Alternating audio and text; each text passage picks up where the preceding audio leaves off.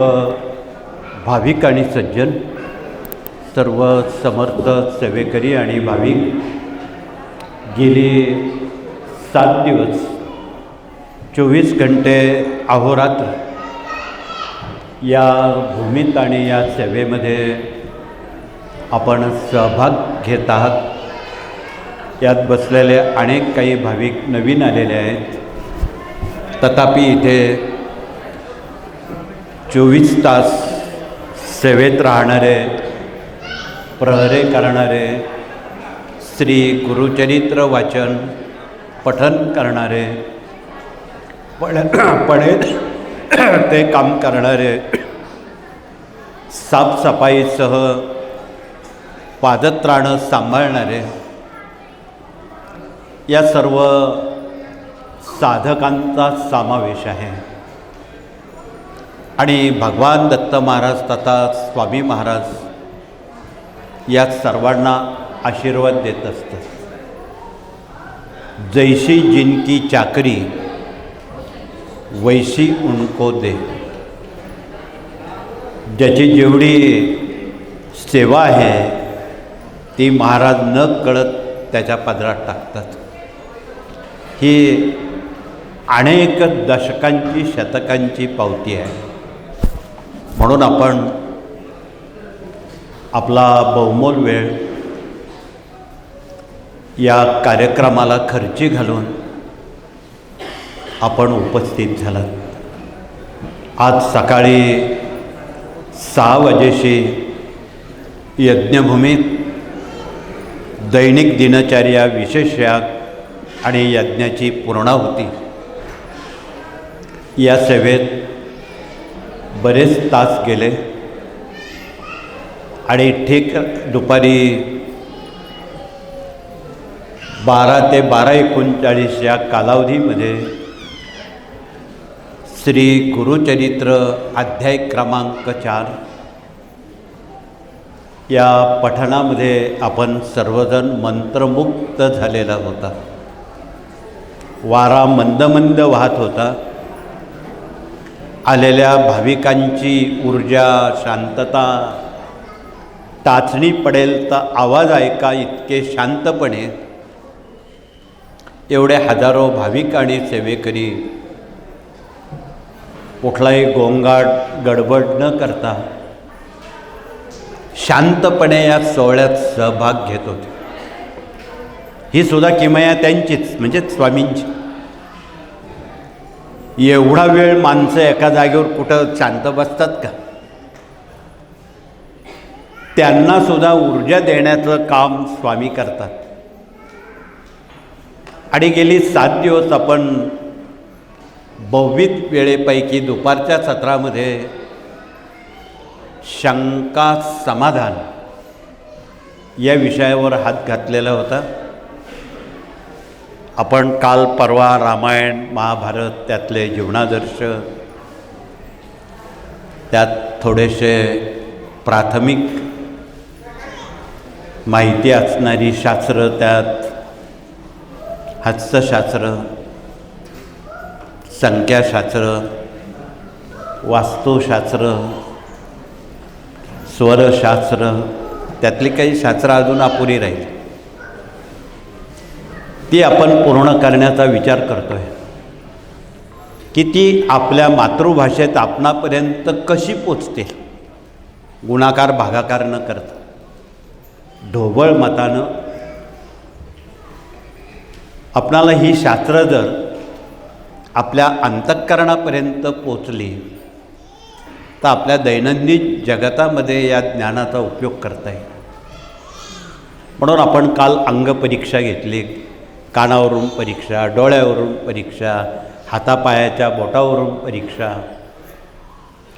पूर्वी आमची जुनी माणसं 80-90 वय उलटलेली सुद्धा सही निशाणी डाव्या हाताचा अंगठा असताना सुद्धा कधी शाळेत गेले नाही शास्त्रपाठ। आमचे तुकाराम महाराज कधी शाळेत गेले नाही, ज्ञानेश्वर भावंड शाळेत गेले नाही।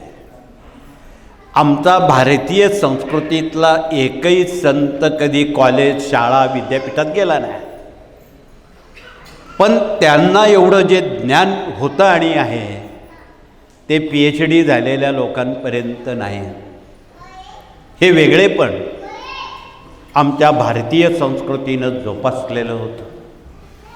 म्हणून पूर्वी अगदी विवाह मंडळाचा विषय घेताना इथे विवाह मंडळ आलं असेल तर त्यांनी थोडक्यात आपला परिचय देऊन, आज जीवनामध्ये प्रत्येक कुटुंबामध्ये मुलामुलींचे प्रश्न ऐरणीवर आहेत. इथे जर गुरुवार रविवारी शेकडो पालक किंवा वधूवर हा प्रश्न विचारण्यासाठी येतात की वय झालं आहे किंवा पुनर्विवाह करायची वेळ आलेली आहे, घटस्फोट फारकतींचं प्रमाण वाढलेलं आहे, हा एक कौटुंबिक आणि नाजूक प्रश्न तो खूप वाढलेला आहे. यावर मात करण्यासाठी पूर्वी आमचे अशिक्षित लोक वधू आणि वर परीक्षणाला जाताना कधी घटस्फोट फारकती त्यांनी ऐकल्या नाही. त्यांना माणसं ओळखण्याची रीत आणि पद्धत माहीत होती. तिचं पुनरुज्जीवन नव्या पिढ्यांपर्यंत जर आपण पोचवलं तर घटस्फोटाचं प्रमाण खूप कमी होईल आणि थांबवता येईल. म्हणून आज हा एक वैयक्तिक कौटुंबिक सामाजिक प्रश्न या कार्यातून कसा सुटला जाईल हा आम्ही विचार करतो आहे. म्हणून या कार्यातून केवळ कर्मकांड म्हणून नाही, खरं तर आम्ही सर्व सेवेकरी लोक 20% अध्यात्म करतो आणि 80% समाज बांधिलकी करतो अशी शपथ घेतलेली आहे. त्यालाच सेवेकरी म्हणतात. या बाबीशी आपण बांधिलकी करणं हा त्यातला महत्त्वाचा भाग आहे, विषयांतर न करता. तथापि जुनी माणसं वधू परीक्षण किंवा वर परीक्षणाला जायची वेळ विचारून. त्यावेळी वधू परीक्षा हा जरा महत्त्वाचा मुद्दा असायचा, कारण आपलं म्हातारपण येणाऱ्या नव्या मुलीवर अवलंबून आहे. त्यातही मिळाली सूनबाई चांगली तर ठीक, खाट्याळ सूनबाई मिळाली तर घराचं काय होईल हे सांगायला नको. म्हणून आज अनेक जनता दुःखीत जी आहे त्याची कारण मीमांसा या पाठीमागे आहे. म्हणून पूर्वी वधू परीक्षण करताना हातपाय धुवून 10 पावलं त्या मुलीला चालायला लावायची आमची जुनी माणसं. चालता चालता उजवा पाय जर पुढे पडत असेल अशा मुली भाग्यवान समजल्या जायच्या. तिला फारसा प्रश्न विचारत नव्हते. स्वयंपाक येतो का, अमुक येतं का, तमुक येतं का, असं काही विचारण्याची जरूर पडत नव्हती. आणि चालता चालता माणसं एवढे चतुर चिकित्सक आणि हुशार होते, दुरूनच 50 फूट लांबून हातापायाची बोटं कशी आहे. त्यावेळी कुंडल्या बिंडल्या नव्हत्या. आज कुंडल्या 36 गुण जमूनही जमत नाही. त्यावेळी बिना कुंडलीनं लग्न सुखा समाधानात व्हायचे. ह्याही विषयाकडे वळणं महत्त्वाचं आहे.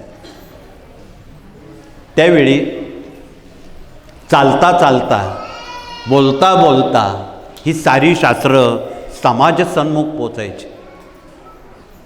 म्हणून हातापायाची बोटं सरळ, स्वभाव सरळ, बोटं तेडीमेडी, स्वभाव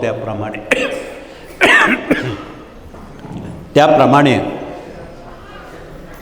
ती सगळी वर्णनाप्रमाणे घटनाक्रम घडायचा.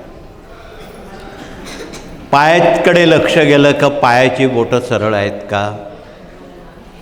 बऱ्याच वेळी आपला जो पायाचा अंगठा आहे आणि त्याचा शेजारचा नंबर 2चा बोट आहे, तो पायाच्या अंगठ्याच्या जरा गहूभर पुढे असेल, अशा मुली करायच्या किंवा नाही हा प्रश्न पालकांसमोर उभा राहायचा. का?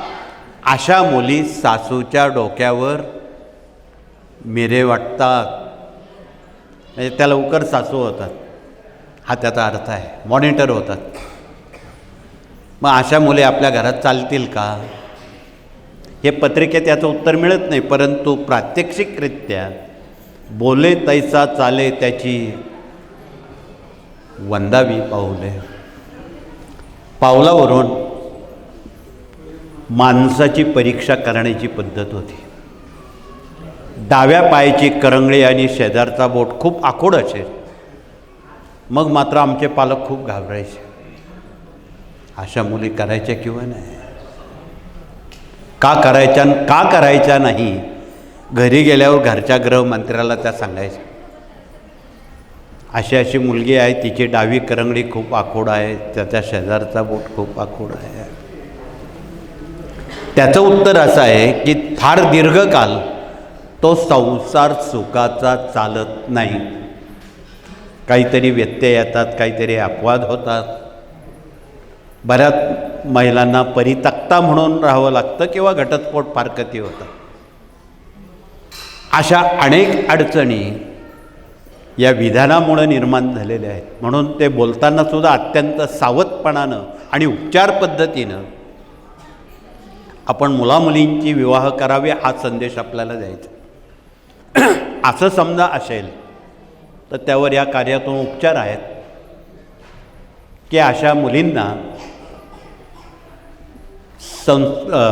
मराठी सप्तशती किंवा संस्कृत सप्तशती येत असेल, देही सौभाग्य आरोग्यम हा मंत्र लावून सप्तशतीचे पाठ केले 14 किंवा 28, ते गांडांतरं टाळतात. म्हणून हे वाचायचं, उगच वाचत नाही आपण. म्हणून आमच्या विवाह मंडळाकडून लग्न जमवताना ठरवताना काही त्रुटी, काही उणीवा असतील, उपाय आहे.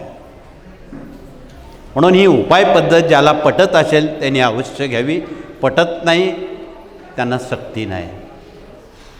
हा ऐच्छिक प्रश्न आहे, सक्ती नाही.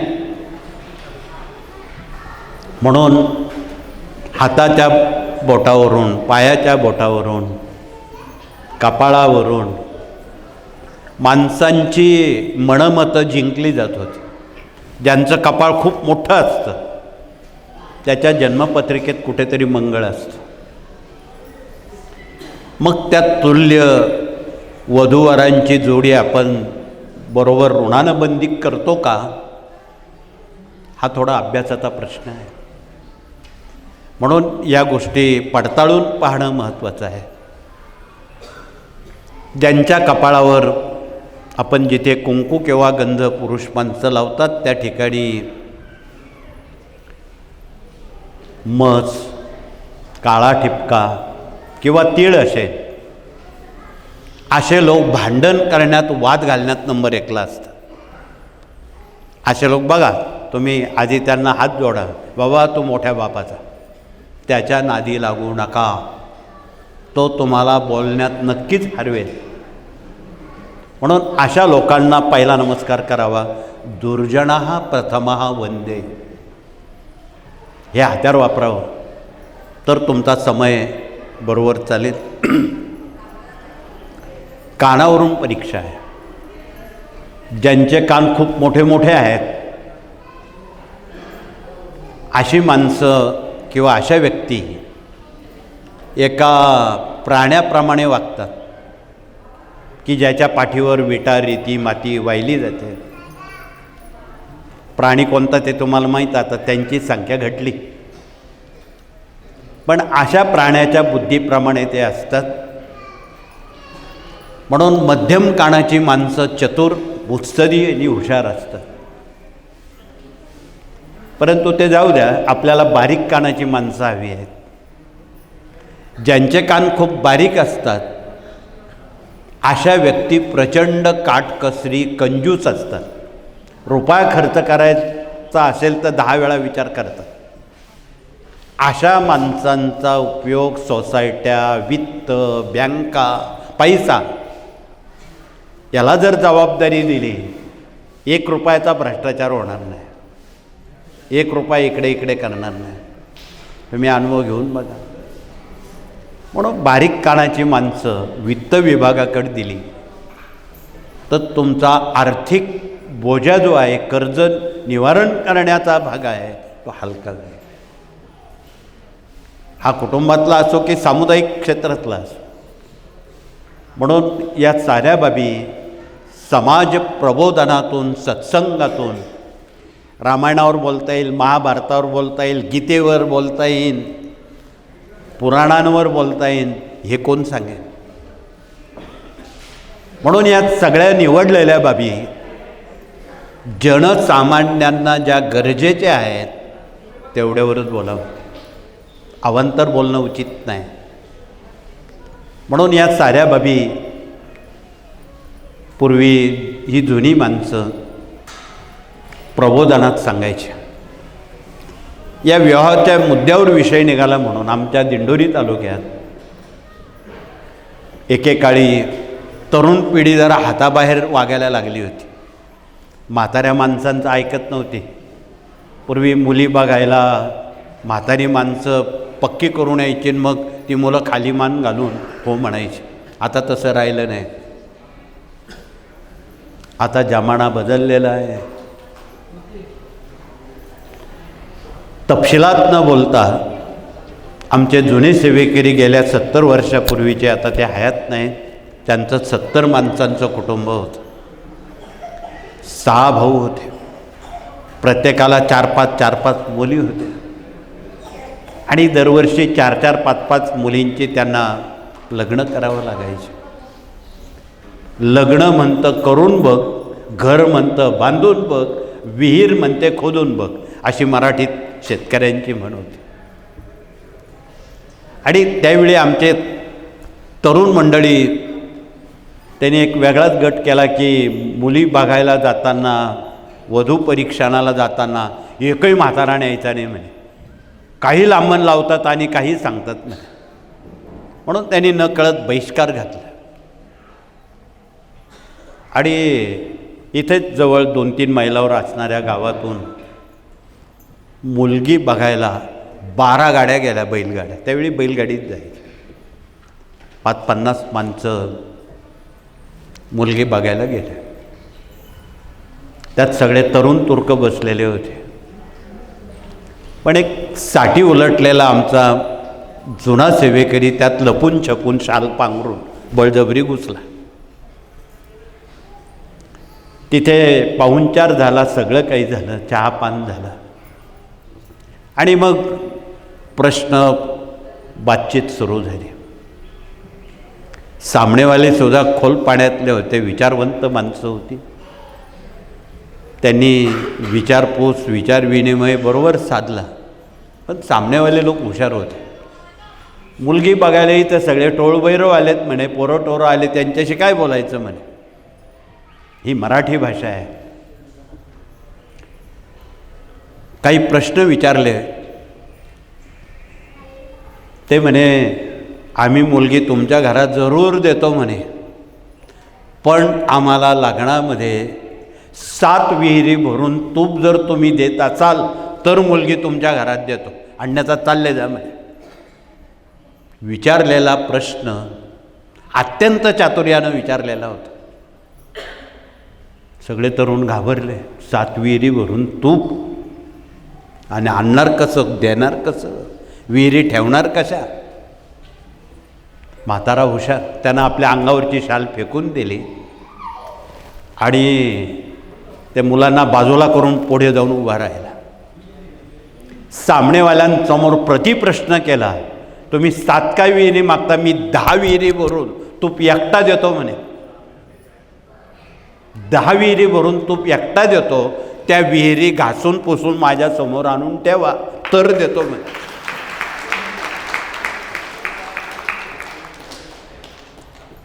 या चातुर्य शंभरीनं सामनेवाल्यांची मनं जिंकली आणि मग तयार झाले.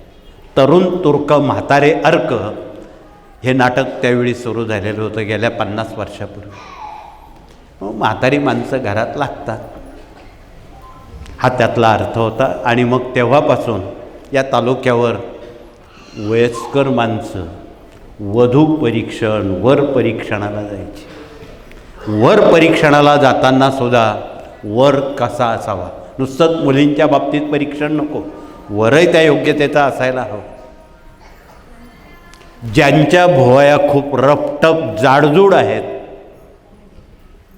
अशी माणसं उर्मट स्वभावाची असतात, मवाळ नसतात. आणि गुन्हेगारी क्षेत्रामध्ये ते कधी मागे नाहीत. म्हणून तुम्ही एखाद्या मुलाच्या रपटप असणाऱ्या भुवयांना तुम्ही प्रश्न विचारा, का रे तू आईवडिलांशी किती वेळा भांडतो, तो खाली मान घालेल. तुम्हाला कसं काय माहिती? नाही, आमच्या शेजारच्या लोकांनी सांगितलं असं आपल्याला बतावणी करता येईल. हा थोडा विनोदाचा भाग आहे. म्हणून कपाळावरून परीक्षा आहे, डोक्यावरून परीक्षा आहे, कानावरून परीक्षा आहे, अंगठ्यावरून परीक्षा आहे. सही निशाणे डाव्या हाताचा अंगठा हे नाव वाच्य नाही. द्रोणाचार्यांनी सुद्धा गुरुपद घेताना कुणाचा तरी अंगठा कापून घेतला ना, एकलव्याचं. आजही खरेदी खत किंवा नोकरीला जाताना थंब द्यावा लागतो, म्हणजे अंगठाच द्यावा लागतो. एवढी मोठी किंमत अंगठ्याला मोजून द्यावी लागते. तुम्ही कुठलंही बादली उचलताना 4 बोटं काम करत नाही, 5व्या बोटाची मदत घ्यावी लागते. या बारीक सारीक गोष्टी आहेत.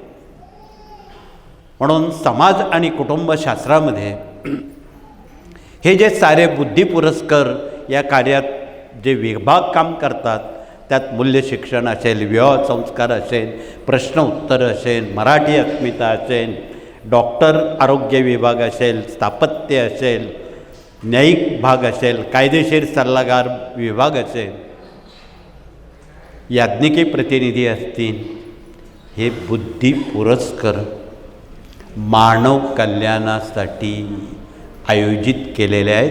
तुम्ही त्याचा थोडा संक्षिप्त विचार करणं आवश्यक आहे, तात्पुरता नाही.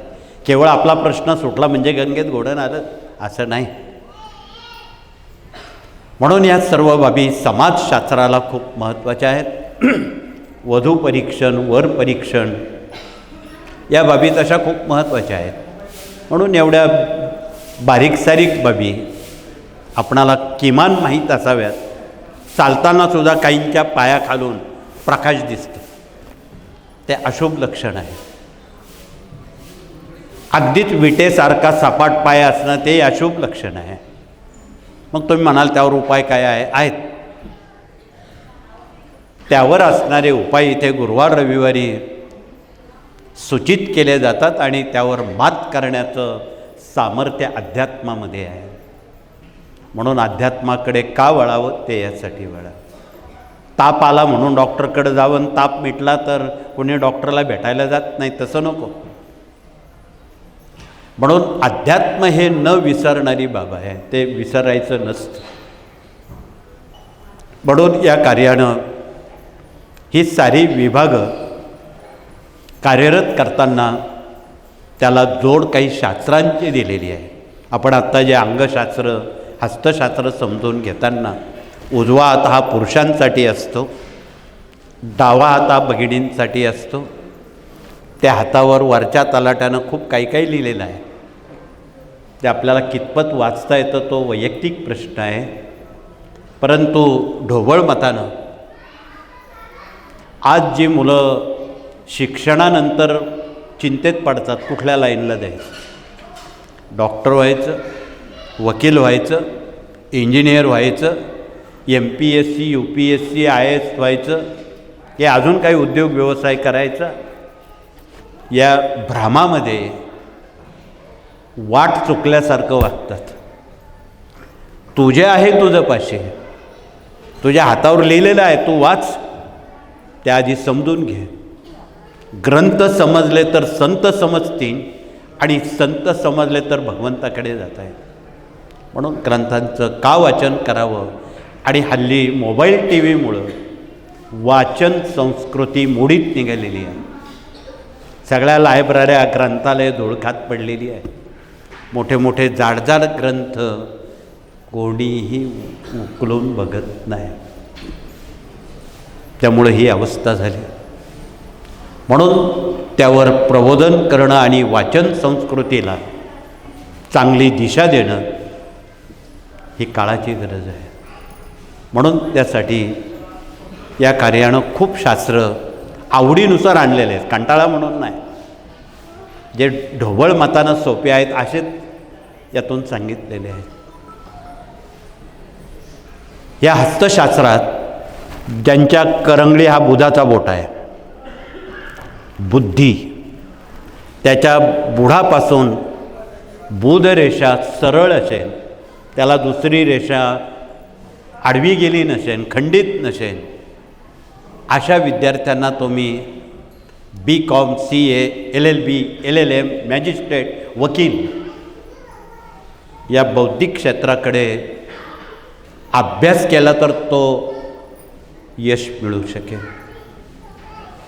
ज्यांना मेडिकल सायन्सकडे जायचं आहे त्यांच्या 4थ्या नंबरच्या बोटावर, म्हणजे आरवीचा बोट आहे, याच्या बुडापासून सरळ अशी रवी रेषा असेल, अशा विद्यार्थ्यांनी शिक्षण क्रमात मेडिकल, सायन्स, डॉक्टर, विज्ञान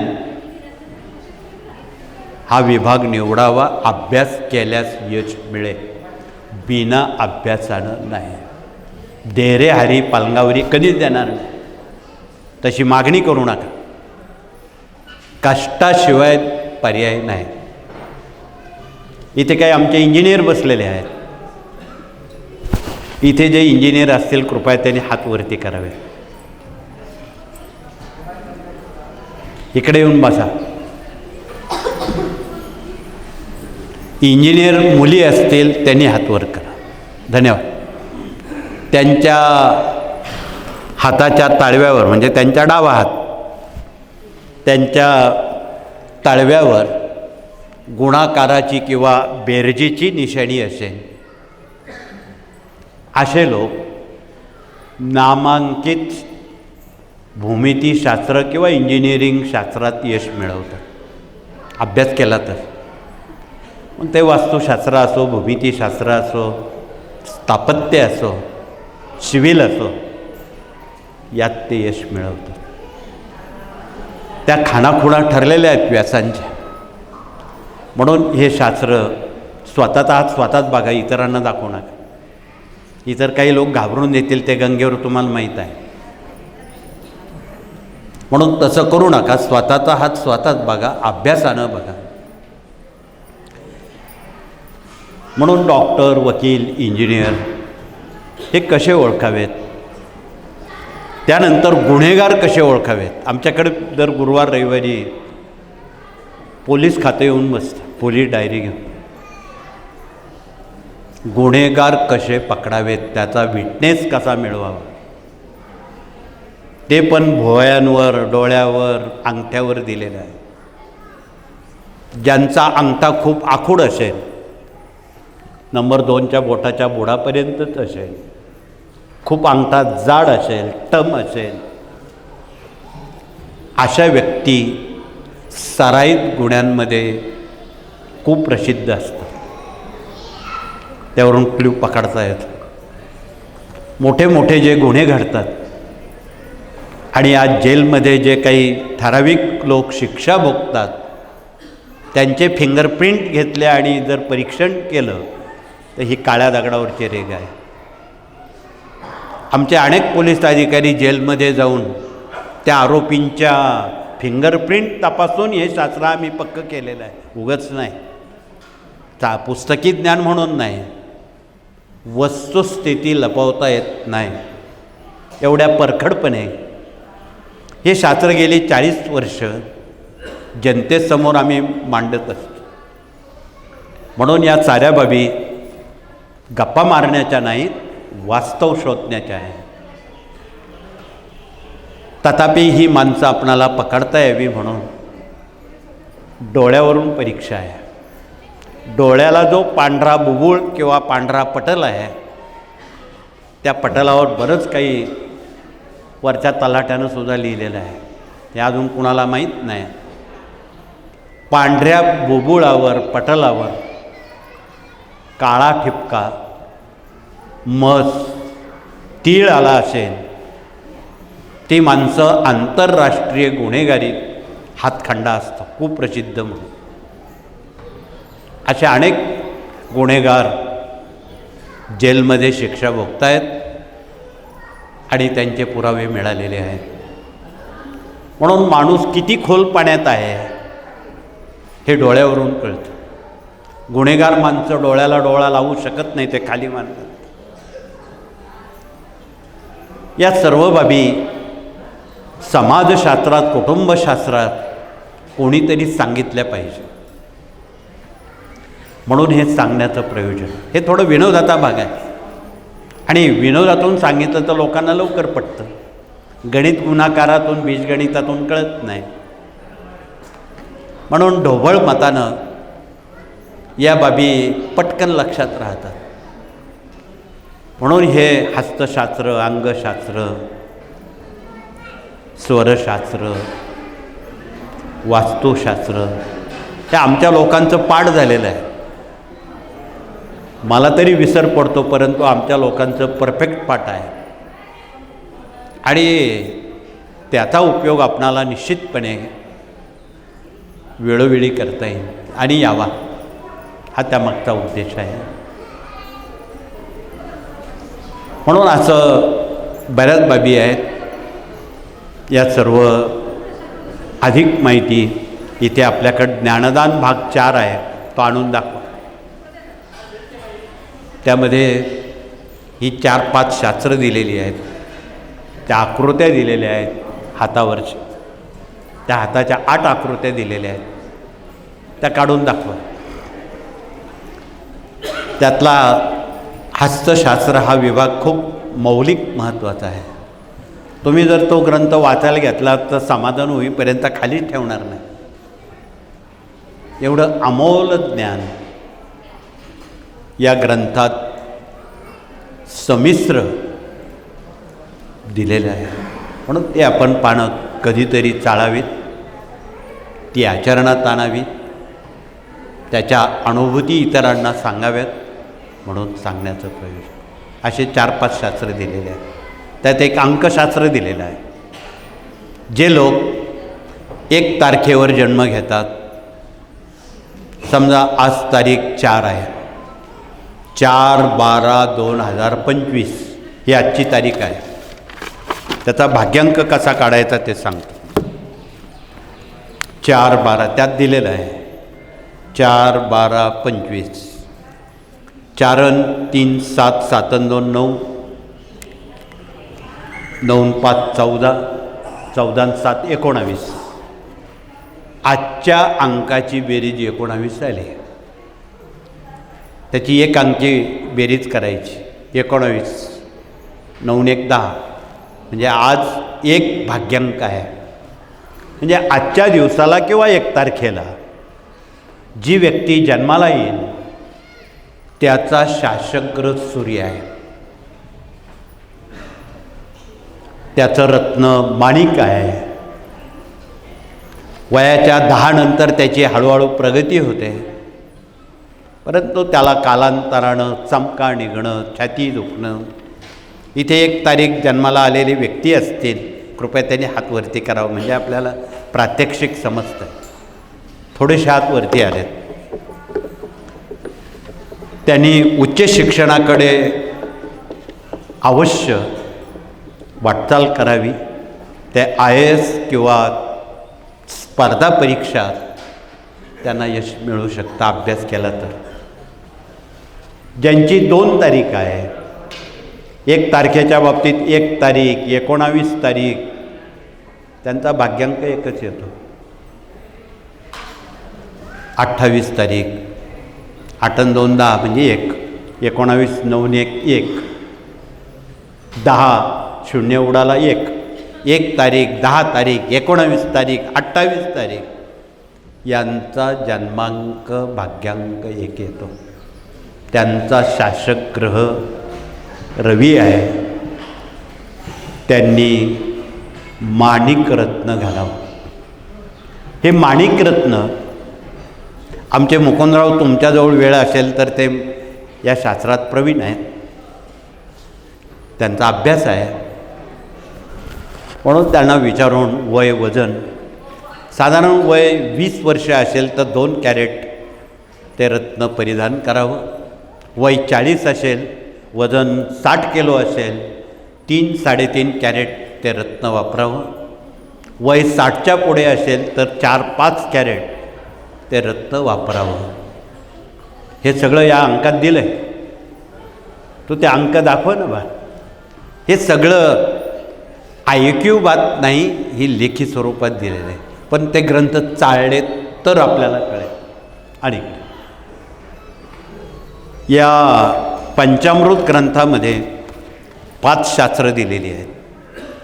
त्याला म्हणून पंचामृत म्हटलं. आणि या पंचामृतामध्ये हे हस्तशास्त्र आहे, हाताच्या आकृत्या दिलेल्या आहेत. नोकरीचा योग आहे का, किंवा भविष्यकाळात जो घेतलेला आढावा आहे त्या संदर्भात ही 5 शास्त्र यात नमूद केलेली आहे. तुम्ही हा ग्रंथ वाचन म्हणून संग्रही नव्हे. आणि काही नाही समजलं तर आमच्याकडे केव्हा गुरुवार रविवारी विचारा, काय अडलं ते. पण मला वाटतं निश्चितपणे आपण त्याचे अभ्यासक आणि उपासक झालात तर आपण योग्य वेळी योग्य निर्णय घेतल्याचं आपणाला नक्कीच समाधान मिळेल, यात दुमत नाही. ज्याचा जन्मतारीख 3 आहे, 12 आहे, 21 आहे आणि 30 आहे, त्यांनी हातवरती करावेत. त्यांचा शासक गुरु आहे. 3 आकड्याचा मालक गुरु आहे. त्याचं रत्न पुष्कराज आहे. तो गुरुच्या बोटात घालू नये, जरी गुरुचा खडा आहे तरी. अनेक लोक गुरुचा खडा या बोटात घालतात. ते ज्योतिष अर्धवट माहिती देणारी माणसं सांगतात गुरुचा खडा आहे, मग गुरुच्या बोटात घाल. पण कालांतरानं जे लोक मधल्या बोटात किंवा गुरुच्या बोटात कुठला तरी खडा घालतात, तुम्ही त्याला विचारा, बाबा गेल्या काही महिन्यापासून तुझी पाठ दुखायला लागली, पाठीत चमका निघतात, स्पॉन्डिलिटिसचे आजार आहेत, डोळ्याला नंबर वाढलेला आहे, ज्या बाजूला अंगठी आहे त्या बाजूचा डोळा नंबर वाढलेला आहे, तो नाही म्हणू शकत नाही. ही यथासत्य बाब. ज्यावेळी तो अंगठ्या काढेल त्यावेळी हळूहळू नंबर कमी होऊन त्याला दृष्टी दोष निवारण होईल. म्हणून आपण याची योग्य कृपया दखल घेताना गुरुचं रत्न पुष्कराज आहे, तो आपण लॉकेटमध्ये किंवा 4 नंबरच्या रवीच्या बोटात तो घालावा. त्यालाही कॅरेट प्रमाण आहे. 20 वय, 40 वय, 60 वय, वजन हे प्रमाण सारखंच आहे. ज्यांची जन्मतारीख 4 आहे किंवा 13 आहे किंवा 22 आहे किंवा 31 आहे, त्यांनी हातवरती करावेत. धन्यवाद. हे लोक करतील तर खूप अध्यात्म करतील, नाही तर मग देव नाही. काही असे आमच्याकडे नास्तिक लोक आहेत, देव कुठे असतो का म्हणेन, बोटानं दाखवता येतो का असंही म्हणते.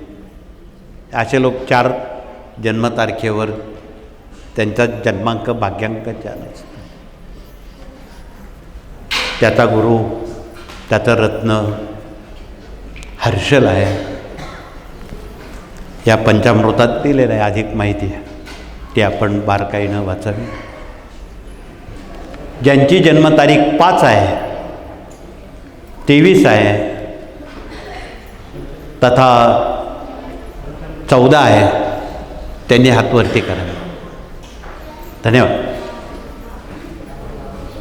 प्रचंड बुद्धिमान ही माणसं असतात 5 तारखेची, 14 तारखेची, 23 तारखेची, परंतु अपमान सहन होत नाही, खोटं चालत नाही, नाक कान घासा, सर्दीचा हमेशा त्रास होतो, शीत प्यायची आवड असते, त्यांनी ते त्याज्य करावं.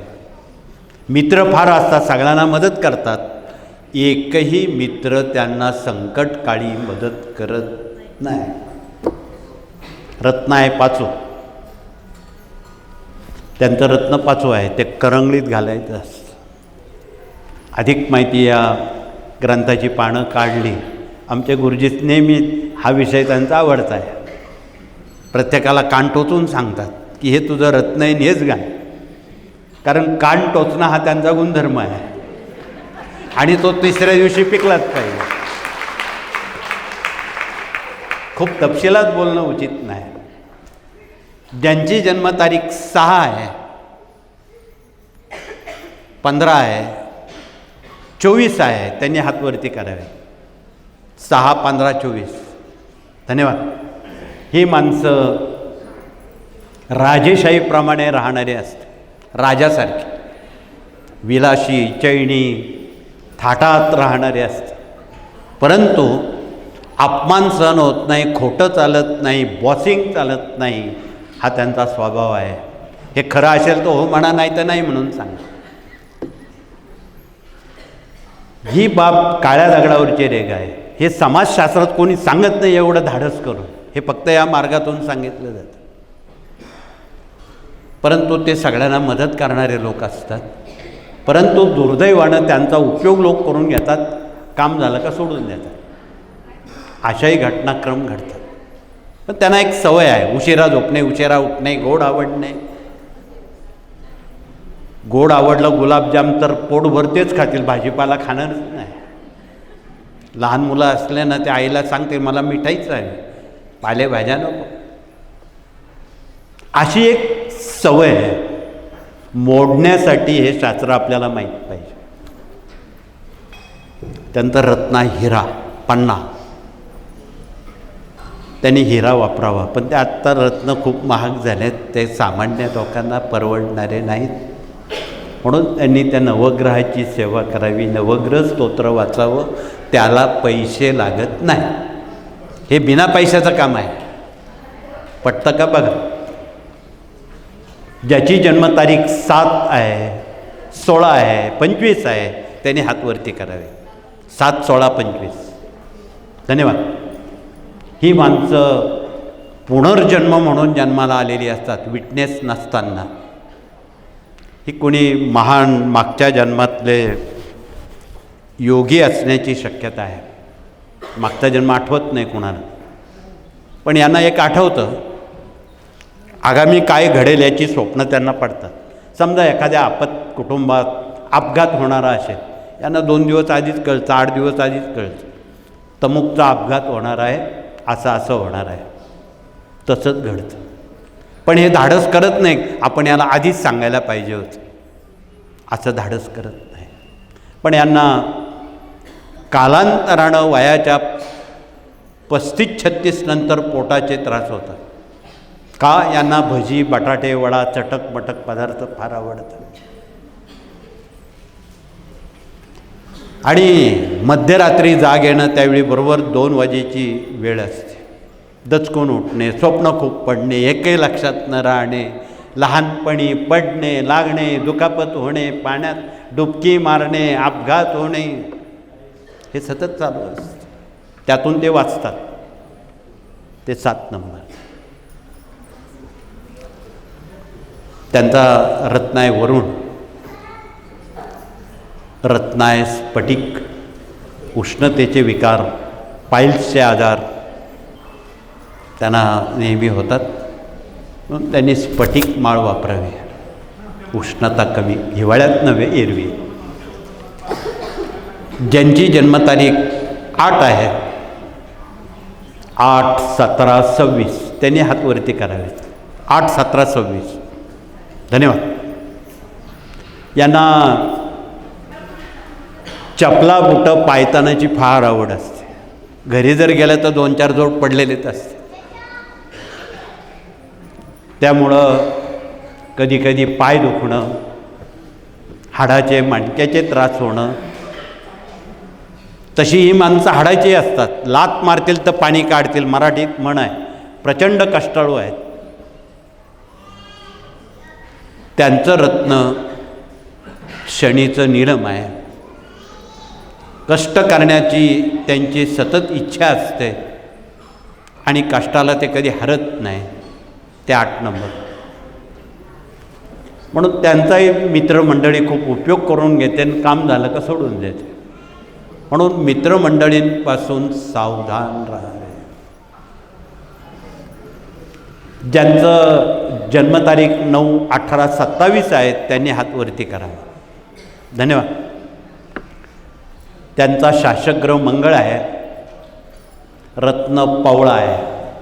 म्हणून पूर्वी भगिनी स्वयंपाकाजवळ बसल्यामुळं उष्णता वाढायची. सगळ्या भगिनी भारतातल्या मंगळसूत्रात पवळा अवश्य घालायची, उष्णता कमी होण्यासाठी. अर्थात पवळा वापरणं चांगलंच आहे, दुमत नाही. पण 9 नंबरच्या लोकांनी अवश्य पवळा वापरावा, त्याची खातरजमा करावी. बाजारात आली खोट्याचं खरं, खऱ्याचं खोटं सुरू झालेलं आहे. योग्य व्यक्तीद्वारा त्याचं परीक्षण करून मग हे करावं, हव्यासापोटी करू नये. खोटेपणा यात 99% आहे, 1% लोक खरं बोलणारे आहेत. हा विचार करून घ्या. म्हणून यासाठी अशी काही प्रामाणिक माणसं आपल्या यादीत असावीत आणि त्यांच्या ज्ञानाचा वापर सामाजिक स्वास्थ्यासाठी, कौटुंबिक स्वास्थ्यासाठी, वैयक्तिक स्वास्थ्यासाठी या रत्नांचा उपयोग करावा. म्हणून जरा जोखमीचं काम आहे. हे लोक वर्गात बालपणात मॉनिटर, हुकुमशहा, अपमान सहन होत नाही, खोटं चालत नाही, बॉसिंग चालत नाही, हमेशा अपघात होणं, वाहन जोरात चालवणं, सायकलवरून अनेक वेळा पडणं, पाण्यात डुबकी मारणं, हे कमी नाही. म्हणून या साऱ्या बाबी आपल्या जन्मतारखेवरून अंकशास्त्रानं हजारो वर्षापासून प्रसिद्ध केलेलं आहे. पण दुर्दैवानं शाळेत शिकवलं जात नाही. नको ते शिकवलं जातं. आणि शास्त्र म्हणून खरं तर हे शास्त्र अमेरिकन किंवा परदेशी लोकांनी भारतात येऊन ते शिकलेलं आहे. आर्किमिडीज तो भारतात येऊन त्यानं शिकला. ह्युएन त्संग नालंदा तक्षशिला विद्यापीठात 6 वर्ष होता, तो तिथे शिकला. जगातले अनेक तत्ववेते भारतात प्रसिद्ध असणाऱ्या विद्यापीठात हे शिक्षण दिलं जात होतं. आता ते दुर्दैवी बाब आहे, त्यानं बोललेलं बरं. आता आपल्याला विलायतेत जावं आणि शास्त्र आपली तपशिलात न बोलता ही सारी शास्त्र आमची अनपढ माणसं, सही निशाणी डाव्या हाताचा अंगठा असणाऱ्या माणसांचं त्यावेळी पाठ होतं. आमच्या तुकाराम महाराजांची सगळी शास्त्र पाठ होती. छत्रपती शिवाजीराजांना कितीतरी शास्त्र, कितीतरी भाषा यायची. त्यांच्यासारखी शास्त्र अजून कोणाला माहीतही नाही. ते कधी शाळेत गेले नाहीत. म्हणून या साऱ्या बाबी अनुभवाच्या आहेत. म्हणून आपणाला कळकळीचं निवेदन आहे. खरं नामसप्ताह ही एक कार्यशाळा आहे. केवळ पारायण करता पुरतं यायचं आणि काम झालं का पाठ फिरवायचे असं नाही. इथे आम्ही केव्हाही तयार आहोत, गुरुवार रविवारी हे शिकवायला तयार आहोत. पण विचारणारे यापर्यंत पोचत नाही. हे जव्हेरी मार्केट आहे, इथे कांदा भाजीपाला मार्केट नाही. म्हणून जव्हेरी मार्केट ज्यांना शिकायचं आहे त्यांनी ह्या ग्रंथाचं वाचन करावं, अन्वयार्थ लावावा. हे समजलं नाही, ते समजलं नाही, 10 वेळा विचारावं. आपल्या ज्ञानाला एक झळाळी येते. ही ज्ञानाची पानपोई आहे आणि ज्ञान हे मिळेल तिथून आपण त्याचा चांगल्या कामासाठी वापर करावा, हे कळकळीचं आव्हान आहे. याला हस्तशास्त्र, आपलं अंकशास्त्र म्हणतो. तसंच रामदास स्वामींसारख्या संतांनी आपली भक्ती, सामर्थ्य, आत्मविश्वास आणि निर्भय होण्यासाठी स्वरशास्त्राचा वापर केला. इतकं सोपं आहे, त्याला काय आकडे मोडायची, शाळेत जाण्याचं काम नाही. डावी नाकपुडी ज्यावेळी आपली चालते त्याला चंद्रनाडी किंवा इडा नाडी म्हणतात. इडा. उजवी नाकपुडी चालते त्याला सूर्यनाडी किंवा पिंगला म्हणतात. आणि दोघं नाकपुड्या समान चालतात त्याला सुषुम्ना म्हणतात. हे तिघांची 3 कामं वेगळी आहेत. आपल्या कौटुंबिक कामासाठी डावी नाडी वापरावी. युद्ध, पराक्रम, धैर्य, वादविवाद उजवी नागपुडी वापरावी. आणि ज्यांना आध्यात्मिक शक्तीचा वापर करायचा आहे, अभ्यास करायचा आहे, विद्यार्थी दशेत, त्यांनी सुषुम्ना वापरावी. ते चांगल्या गुणांनी पास होते. म्हणून पूर्वी आमचे जुने शिक्षक लोक, इथे आमचे गुरुजी आहे त्यापैकी, विद्यार्थ्यांना शिकवताना हाताची घडी घालून त्याला उभं करायचं. विवेकानंदाचं ज्यावेळी आपण हाताची घडी घालतो त्यावेळी सुषुम्ना नाडी चालू होते. ही साधारण 1 तास चालते. प्रत्येक नाडी 1-1 तास चालते. म्हणून त्यावेळी ते कुबड्या वापरायचे, जास्त वेळ चालाव्यात म्हणून. दोन्ही बाजूला 2 कुबड्या घातल्या, तासनतास ती सुषुम्ना विद्याभ्यासासाठी, अभ्यासासाठी पुरेपूर त्यांनी उपयोग करून घेतला. अनेक गायत्रीचे अधिष्ठानं त्यांनी सुषुम्ना नाडीवर केली. तुम्हालाही सुषुम्ना शिकायची असेल तर या नाडीचा वापर अभ्यासासाठी, संशोधनासाठी का करू नये? कौटुंबिक कामासाठी मात्र डावी नागपुडी वापरावी, चंद्रनाडी. उदाहरणार्थ, इथे एखादी भगिनी बसलेली आहे. दुसऱ्या भगिनी तिला विचारत आहेत, मला मुलगा होईल की मुलगी? ती जर डाव्या बाजूनी बसलेली असेल, डावी नागपुडी चालू असेल, समजून सांगायचं प्रामाणिकपणानं, तुला मुलगी होणार आहे. का? चंद्र हा स्त्रीग्रह आहे, हे माहीत पाहिजे. समजा उजवी नागपुडी चालू आहे आणि ती व्यक्ती उजवीकडून आपल्याला विचारपूस करते, मला मुलगा होईल की मुलगी?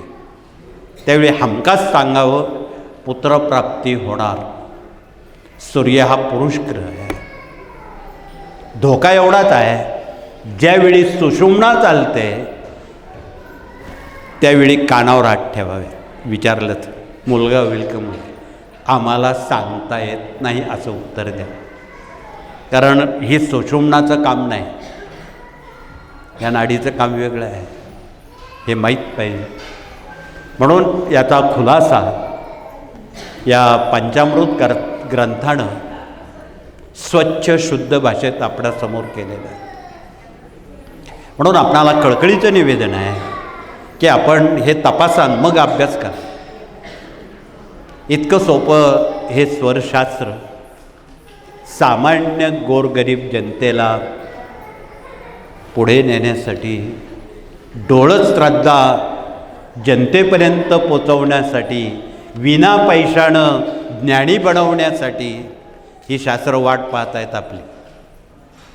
आपण अवश्य 24 तासातला एक अर्धा तास जरी या शास्त्राला दिला, आम्ही म्हणतो गंगेत घोडून आला. तुम्ही ज्ञानी व्हावं ही आमची इच्छा आहे. म्हणून आता तक्षशिला, नालंदासारखे विद्यापीठं राहिले नाही, ती लोप पावलेली आहेत. म्हणून 2 पायाची चालती बोलती केंद्र विद्यापीठासारखी जर आपल्याला गावोगावी घडवता आली, ती स्वामींना पुरेशी आहे. म्हणून ही शास्त्र किती वेळ सांगितलं तर न संपणारा विषय आहे. तथापि अजून यावर खूप बोलता येईल. स्वरशास्त्राशी आपण निगडीत राहावं. कोणी जलाशयात जप तप करतं त्याला उद्धरण शक्ती असते. रामदास स्वामी तासनतास पाण्यात बसून सुषुम्नेचा अभ्यास करून त्यांनी कोट्यावधी गायत्री मंत्राचं पुरश्चरण केलं. म्हणून त्यांच्यासमोर त्याची फलनिष्पत्ती अशी झाली की 24 वर्षात त्यांना समक्ष प्रभू रामचंद्रानं दर्शन टाकळीला दिलं. घटना अशी घडली, 12 वर्ष ते नाशिकला होते आणि नाशिकला असताना हे शास्त्र शिकत असताना आमचे पंडित त्यांच्याजवळ काही गेले. का हो, 24 वर्ष झाले तुम्ही रामाची सेवा करता, तुम्हाला काही साक्षात्कार दृष्टांत वगैरे वगैरे काही झाला? ते म्हणे बुवा मी एक साधक आहे, मी साधा माणूस आहे, मला यातलं काही कळत नाही, पण वेळ येईल तेव्हा सांगेल. ती वेळ जवळ आली. एक 8-10 दिवसात भल्या पहाटे 4 वाजता टाकळी येथे, नाशिक टाकळी, कोटी सूर्याचं तेज असलेले प्रभू रामचंद्र त्यांच्यासमोर उभे ठाकले. पहाटे 4 वाजता. उठ रामदासा, का झोपलास? मी आलोय. धीर गंभीरपणे मवाळ मंजूळ भाषेत कानावर शब्द पडता क्षणी त्यांची तंद्री भंगली. बघतो तर कोटी सूर्याचं तेज. हातपाय कंप करायला लागले, घाबरले. एवढ्या मोठ्या शक्तीसमोर आपण काय बोलावं, काय मागावं? चुकून स्वामी महाराज तुमच्या समोरच आले, तुमची काय अवस्था? त्यांची तशीच झाली. भांबावले, पण काही क्षणात स्वतःला सावरत धीरोदात्तपणे त्यांना साष्टांग दंडवत घालून हात जोडून त्यांच्यासमोर उभे राहिले. भगवंता, मला तुझ्याजवळ काही मागायचं नाही. मला धन, द्रव्य, कीर्ती, मोक्ष, संपदा हे मला नको आहे. यापैकी मला काही नको आहे. आपण जे मागतो ते मला नको आहे. हे आपण भगवंताकडे जे काही पेपरवर मागत असतो तसं काही त्यांनी मागितलं नाही. त्यांनी एकच मागितलं, विनंती करून, यापैकी मला काही नको, पण देता आलं तर मला 4 बाबी द्या. देता आल्यात तर द्या, हट्ट नाही. कोणत्या? कोमल करणी दे रामा, विमल करणी दे रामा, सज्जन संगती दे रामा, अभेद्य भक्ती दे रामा. हे 4 मौलिक विचार त्यांनी मागितले आणि ते मिळाले. देवाकडं काय मागावं, आपण काय मागतो, देवानं काय द्यावं, हे शिकायचं असेल या संत मालिकेकडे शिकावे. तीच अवस्था तुकाराम महाराजांची. त्यांनी देवाकडं काय मागावं? मोक्ष, मुक्ती, श्रीमंती, ऐश्वर्य मला नको आहे. हे अवघं जग सुखी व्हावं आणि साऱ्यांची दुःख मला तू दे, म्हणजे मी तुझे पाय घट्ट पकडून धरेन आणि तू मला तुझ्याजवळ जागा देशील, अशी मागणी त्यांनी केली. देवाजवळ दुःख मागावं म्हणजे तो सुख देतो. आपण उलटं करतो, देवा मला सुखी ठेव. तो कसं काय ठेवेल? तो काय आपला गडी आहे? ह्या मागण्या नेहमी उलट क्रमाच्या असतात. अध्यात्म हे काट्याकुट्याचा मार्ग आहे. मग आपली मागणी आणि देवाची देणी यातला हा फरक आहे. म्हणून संत मालिका अतिश्रेष्ठ. या देशात सर्वच जण तिला श्रेष्ठ म्हणून गणतात आणि मानतात. अशा अनेक बाबी या बहुश्रुत शास्त्रातून आपणापर्यंत पोचवाव्याशा वाटतात. म्हणून यात हे स्वरशास्त्र आहे, अंकशास्त्र आहे, हस्तशास्त्र आहे, वास्तुशास्त्र आहे. इथे आमचे वास्तुतज्ञ आले असतील, त्यांनी पुढे येऊन आपला परिचय देताना हे एक मजेदार शास्त्र आहे, त्या पंचामृत ग्रंथात आहे. ते मनोरंजनातून सांगितलं तर कळतं. बऱ्याच वेळा आपली वास्तू आपल्याला माहीत नसते अज्ञानपणानं, पण बऱ्याच वेळा अनभिज्ञपणानं खूप चुकाही आपण करत असतो, आपल्याला माहीत नाही. ईशान्य दिशेला जर तुमच्या जिना असेल, पूर्व आणि उत्तर याचा कोपरा ईशान्य, 8ही दिशा आपल्या पाठ पाहिजे. पूर्वी आमचे गुरुजी शिकवायचे, सूर्य उगवतो ती पूर्व, मावळतो ती पश्चिम, पूर्वेला तोंड करून उजवा हात येतो ती दक्षिण, डाव्या हाताला उत्तर, दोघांच्यामध्ये ईशान्य, पूर्व दक्षिणमध्ये आग्नेय, दक्षिण पश्चिममध्ये नैऋत्य, उत्तर पश्चिममध्ये वायव्य. या 8ही दिशा झोपेत पाठ असायच्या आणि त्यावेळी पाडे पाठ करून घ्यायचे हे शिक्षक लोक प्रत्येक विद्यार्थ्यांकडून. आणि झोपेत विचारायचे, साई सकम किती? 36च म्हणायचे, 42 म्हणत नव्हते. म्हणजे एवढी घोकमपट्टी असायची, कुठलाही चाराण्याचा जरी हिशोब मिळाला, खिशातून त्यावेळी कॅल्क्युलेटर निघत नव्हतं, कॅल्क्युलेटरचा वापर करत नव्हते. आता ते मेंदू गहाण ठेवायची वेळ आलेली आहे. त्यावेळी पावकी, निमकी, आउटकी हे सारे सुमारे 60-65 सालापर्यंत हे सारे विषय शिकवले जात होते. आता शिक्षण विभाग खूप अपरिपक्व कच्चा झालेला आहे. चाराण्याचा हिशोब येत नाही BCom झालेल्या लोकांना, कॅल्क्युलेटर असल्याशिवाय. म्हणून या साऱ्या बाबी आता धोक्याच्या पातळीवर आहे असं म्हणायला हरकत नाही. परंतु त्यावर उत्तर देताना की वास्तुशास्त्र, आग्नेयेला जर तुमच्या चुकून पाण्याचा नळ आहे, पाण्याचे हंडे आहे, ती आग्नेची दिशा आहे. आग्नी पाणी शत्रू आहे, एकमेकाचं कधीच पटणार नाही. जिथे आग्नी आणि पाणी एकत्र आहे तिथे घरात आजारपण, भांडणं, मतभिन्नता, सतत दवाखाना चालू. मग काही उपचार आहे काय ते पंचामृत बघा, तिथे लाल दिवा लावावा. यथाशक्ती पाणी त्या दिशेला असू नये, ती तजवीज आपण करावी. पाण्याचे हांडे वाटल्यास पूर्व दिशेला ठेवा, ईशान्येला ठेवा, दुसऱ्या दिशेला ठेवा. तेवढी दिशा सोडून तुम्ही अनुभव घ्या, मग त्याच्यावर अभ्यास करा. त्या दिशेला स्वयंपाकघर असावं. तुम्ही आग्नी कुठे तयार करतात? गॅसवर. चूल, शेगडी, गॅस हे आग्नेय दिशेची प्रभावी माध्यम आहेत. म्हणून स्वयंपाकघर कधीही आग्नेय दिशेला असावं. कुठलंही जड सामान दक्षिण दिशेला ठेवावं. तुम्ही कुठलंही जड सामान उजव्या हातानं उचलता बघा, पूर्वेला तोंड केल्यावर उजवा हात दक्षिणेला येतो. माणसाच्या आकाराची वास्तू असावी.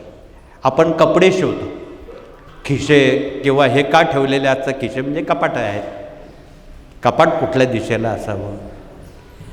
टेलरनं कपडे शिवताना एक बाई आखूड एक बाई लांब शिवली, ती आपल्याला चांगली दिसेल का? म्हणून हे इंजिनियर कंसात टेलर आहेत. कोणी पंचकोणी, अनेक कोणी कसे तरी घरं बांधतात, त्रिकोणी, दशकोणी. तिथे सुख लाभत नाही. म्हणून नवीन घर बांधताना ते 90 डिग्री भूमितीचा अभ्यास करूनच, सगळे कोणे जर 90 डिग्री आले तर सहसा चुका होत नाही. हे भूमितीशास्त्र आहे, अगदी सोपं आहे. तर नैऋत्य दिशा ही यमधर्माची आहे. चुकून त्या दिशेला प्रवेशद्वार आहे, टॉयलेट आहे, तळघर आहे, अपघात, अकाली मृत्यू, सोरायसिस, कोड असे अनेक आजार न बरे होणारे, कॅन्सर, ज्यांच्या किचन ओट्याला काळा दगड आहे तिथे असाध्य आजार जन्मघरात घेतात.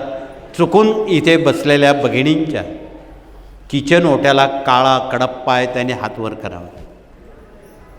घाबरून जाऊ नका. घरी गेल्यावर अगदी सोपा उपाय आहे. हे उभे प्रतिनिधी आपणाशी बोलतील. जाता जाता तुम्ही एक पांढरा किंवा पिवळा रंगाचा ऑइल पेंटचा डबा न्या, पुरेल एवढं. आणि काही नाही, तो काळा रंग बुजून त्याला पिवळा किंवा पांढरा द्या. तुम्हाला त्याची अनुभूती दुसऱ्या दिवशी. तोडफोड करत बसू नका. कोणी किंतु परंतु म्हणणार नाही. म्हणून इतक्या साध्या सालच सोप्या पद्धतीत हे वास्तुशास्त्र आपणापर्यंत एवढ्या सोप्या भाषेत कोणी पोचवणार नाही. म्हणून ते आपण वाचा. घरात अंतर्गत रचना कशी असावी? देवघर ईशान्य दिशेला असावं. घरात देवांची तोंड पश्चिमेला करावी, आपलं तोंड पूर्वेला पाहिजे. मंदिर अपवाद असेल, मंदिर ही देवाची वास्तू आहे, ते पूर्वेलाच असावं. देवाचं तोंड पूर्वेलाच असावं. घरात मात्र पश्चिमेला असावं. का? तुम्ही त्याचे साधक आहात. तुमचं तोंड पूर्वेला जर असेल तर केलेली सेवा त्वरित फलद्रूप होते. हे त्याचं उत्तर आहे. हे माहीत पाहिजे. म्हणून अत्यंत साध्या सोप्या पद्धतीत देवघर, देवारे, देवाच्या मूर्ती किती, कोणत्या, कशा असाव्यात, हे सारं ज्ञान वास्तुतज्ञ प्रतिनिधी अत्यंत कुशलपणे तोडफोड न करता आपणाला मार्गदर्शन करतात. आता याच्यापेक्षा सोपं कोण सांगणार? अभ्यास करताना मुलांनी उत्तर दिशा निवडावी, तिच्यातच त्याचं उत्तर आहे. म्हणून अभ्यासाचं उत्तर हे उत्तर दिशेत आहे. म्हणून मुलांनी शक्यतो उत्तर दिशेला तोंड करून अभ्यास करावा. डोक्यावर पिरॅमिडचा वापर करावा. पिरॅमिड ही एक अद्भुत ऊर्जा शक्ती आहे. आम्ही 88 साली एक पथक इस्रायलला पाठवलं, इजिप्तला पाठवलं आणि त्या पिरॅमिडमध्ये मेलेली माणसं पुरण्याचं ते ठिकाण, त्याला पिरॅमिड म्हणतात अजूनही इजिप्तला. तर सुदैवानं एक पिरॅमिड दुरुस्तीला आलो होतो आणि त्यात 100-200 प्रेतं ठेवलेली होती, जशीच्या तशी शेकडो वर्षाची.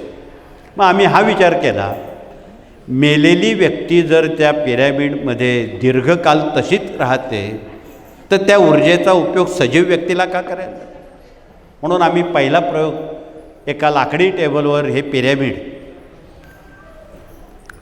गेलेली बॅटरी मोबाईलची असेल, अन्य असेल, जी बॅटरी जीव नाही, तुम्ही फेकून देणार तो शेल, तो पिरॅमिड खाली ठेवला. 12 तासात तो शेल रिचार्ज झाला. 3-4 दिवस भाजीपाला जशाचे तसा फ्रीजसारखा राहतो. याला पिरॅमिड म्हणतात. हे पिरॅमिड डोक्यात घालून जर अभ्यास केला, केलेला अभ्यास स्मरणात राहतो, विसर पडत नाही, स्मृतिभ्रंश होत नाही. हा उपयोग एवढा सोपा आहे. डोक्यातच ठेवायचा, अर्धा तास तरी कमीत कमी. जेवढा वेळ तुम्ही जास्त ठेवाल तेवढा फायदाच आहे. परंतु भांड्यांवर झाकण म्हणून जरी त्याचा वापर केला, ते पाणी ऊर्जित अवस्थेला, त्यात ऊर्जा निर्माण होते आणि ती ऊर्जा तुम्हाला ज्ञान म्हणून त्याचा वापर करता येतो डोळसपणे. पण हे पिरॅमिड भूमितीशास्त्रानं 52 डिग्री किंवा 51 डिग्री असावं, त्या पुढच्या किंवा आतल्या डिग्र्या चालत नाही, त्याचा उपयोग होत नाही. आज बाजारामध्ये चिकार पिरॅमिड आहे, गुण येणार नाही. आमच्या वास्तुतज्ञांकडून त्याची शहानिशा करा. ते 51 डिग्री असेल तरच. आजही बाजारात खूप पिरॅमिड विक्रीला डुप्लिकेट आहे. आमचं खोटं नाव सांगून अनेक दुकानं थाटलेली आहेत, तिथून घेऊ नका. तसंच श्रीयंत्रसुद्धा खोटे खूप विक्रीला आलेले आहेत, ते पण घेऊ नका. खोटं नाव सांगून विकणाऱ्या लोकांकडं पाऊल ठेवू नका. जिथे सच्चाई आहे तिथेच धर्म आहे, तिथेच अनुभूती आहे. म्हणून खोटं काम करणारे लोक चिकार आहेत, ते शहानिशा तपास करा. आमच्या वास्तुतज्ञांना विचारल्याशिवाय, डिग्री कंपास लावल्याशिवाय खात्री बाळगू नका. याला डोळस श्रद्धा म्हणतात. हे पण आमचं सांगणं आहे, तपशील न बोल. म्हणून या साऱ्या बाबी अत्यंत डोळसपणे, हे श्रीयंत्र आहे, खरं कोणतं खोटं कोणतं ते तिथे ओळखता येईल. म्हणून या साऱ्या बाबी, आजचा जमाना तसा कलीचा जमाना आहे. कोण काय खोट्या नोटा छापेल, काय कोण खोटं करेल, यावर विश्वास राहिलेला नाही. म्हणून या बाबी आपण अंशतः पडताळून बघाव्यात, 4 वेळा विचार करून घ्याव्यात. हे कळकळीचं निवेदन आहे. सांगण्यासारख्या खूप बाबी आहेत. म्हणून आपल्याला व्यवहारशास्त्रदृष्ट्या वास्तुशास्त्र, वास्तूला आय आहे, व्यय आहे, लाभ आहे, नक्षत्र आहे, आयुष्य आहे, लांबी गुणिले रुंदी भागिले 8, यावरून नक्षत्र, आयुष्य, एकूण आय 8 आहेत. सिंह आया, ध्वज आयापासून उंटा आयापर्यंत 8 आया आहेत. कोणता आया कोणी राहावं, मंदिर बांधायचं असेल, लांबी गुणिले रुंदी, बाकी एक उरत असेल त्याला ध्वज आया म्हणतात. तो फक्त मंदिरासाठी चालतो, इतर कामासाठी नाही. म्हणून ह्या बाबी आमच्या वास्तुतज्ञांकडून अनेक वेळा खात्री करून घ्या. अंदाजपंच घरं बांधू नका, हे आपण सांगणार. किंवा आपण या ज्ञानदान 1 ते 3 या ग्रंथाची पानं चाला. या ग्रंथातून आपणाला सक्षम माहिती, शुद्ध माहिती आपल्यापर्यंत पोचवलेली आहे.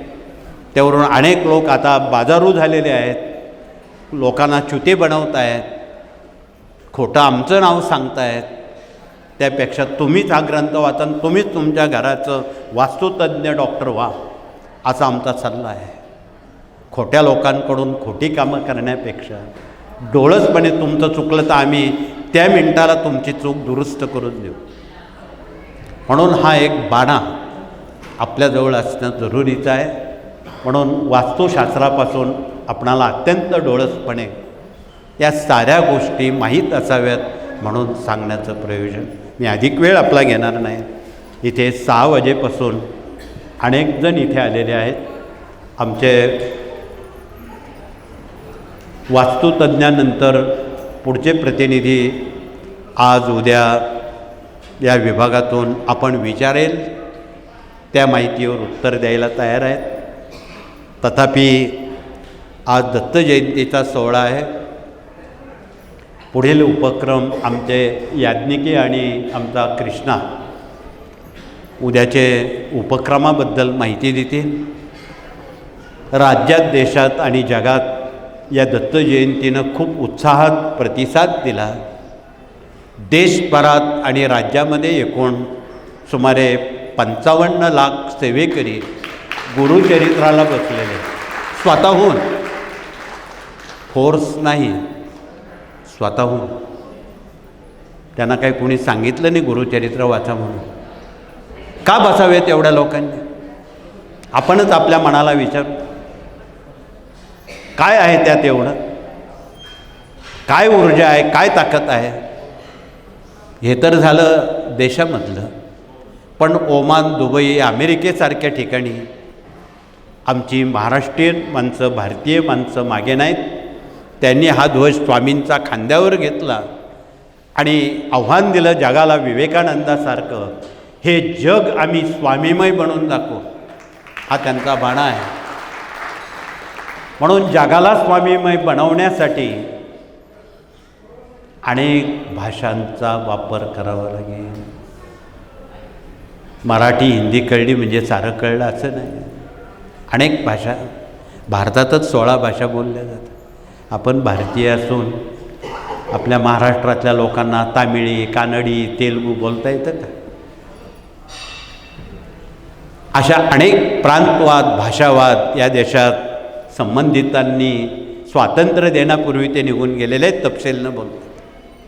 परंतु आपण बहुभाषी असावं, आपणाला अनेक भाषा यावेत याशी आपण सहमत असावं. म्हणजे वेळ आणि मैत्री ही पक्की होते. म्हणून अनेक भाषा याव्यात, त्याबद्दल आपण सहमत आहोत. आपणही त्यामध्ये नक्कीच प्रयत्न कराल अशी खात्री बाळगून आजच्या दत्त जयंतीला मनापासून आपणा सर्वांना शुभेच्छा देतो. या ठिकाणी थांबतो. पुढील उपक्रम आपणाला आमचे प्रतिनिधी सूचित करतील आणि नंतर मग प्रदक्षिणेची वेळ होईल. 5:30 ते 6 ही वेळ पुरुष भगिनींच्या प्रदक्षिणेची असते. ती आपल्याला प्रदक्षिणा करावी लागते. प्रदक्षिणा हा एक अष्टांगी व्यायाम आहे. त्यामुळं व्यायामही घडतो आणि अध्यात्मही घडतं. विचारही बदलतात, सगळंच बदलतं. म्हणून काही क्षण या सर्व या व्यापक कृतीमध्ये आपण द्यावेत, एवढंच कळकळीचं सांगून. बोलण्यासारख्या खूप बाबी आहेत, परंतु आपण घरी किती नेता हा महत्त्वाचा प्रश्न आहे. म्हणून वेळेला विराम करून पुनश्च आपणा सर्वांना मनापासून धन्यवाद देतो. या ठिकाणी थांबतो. श्री स्वामी समर्थ.